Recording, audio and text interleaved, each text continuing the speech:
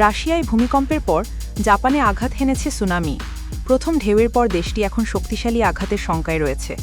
ফলে বড় ধরনের ক্ষতি এড়াতে জাপানের ফুকুশিমার দাইইচি ও ফুকুশিমা দাইনি পারমাণবিক বিদ্যুৎ কেন্দ্রের কর্মীদের নিরাপদ জায়গায় সরিয়ে নেওয়া হয়েছে। বুধবার এক বিবৃতিতে এ তথ্য জানিয়েছে Tokyo electric power company TEPCO.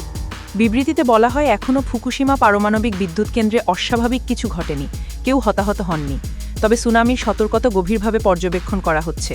সব ধরনের পূর্বপ্রস্তুতি নেওয়া আছে। এ সময় সবাইকে সহযোগিতার আহ্বান জানানো হয়। জাপানের সংবাদ মাধ্যমের খবর অনুযায়ী হোক্কাইডোতে 30 সেন্টিমিটার বা প্রায় 1 ফুট উচ্চতার জলোচ্ছ্বাস হয়েছে। জাপানের অন্যান্য এলাকাতেও সুনামি সতর্কতা জারি রয়েছে। এদিকে 2011 সালের মার্চে ফুকুশিমা দাইনিচি পারমাণবিক বিদ্যুৎ কেন্দ্রে মারাত্মক ক্ষতিগ্রস্ত হয়েছিল। তখন জাপানে 9 মাত্রার ভূমিকম্প ও এর জেরে সৃষ্ট সুনামি কেন্দ্রটিতে আঘাত হানে।